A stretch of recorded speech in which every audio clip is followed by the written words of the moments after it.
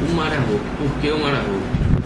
Na verdade, o Marahope é uma curiosidade de criança, porque parte das minhas tardes com meu pai era ali na Ponte Metálica, a gente sempre via o Marahope lá, aquele monstro de ferro ali, parado ali na linha do horizonte. Bom, o Marahope faz parte da minha história, faz parte da minha vida, do meu relacionamento.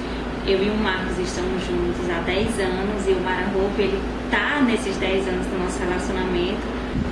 O Marquinhos, quando eu conheci o Marquinhos, ele já era apaixonado pelo Marahope, ele me levava pra lá. E num dia mais afoito, eu e um amigo, a gente decidiu nadar até ele, né? E chegamos, foi uma grande aventura, subimos lá em cima, né? E a curiosidade foi saciada, mas a sede de aventura não. Então a gente continuou voltando para lá para mergulhar, para explorar, para pular, né?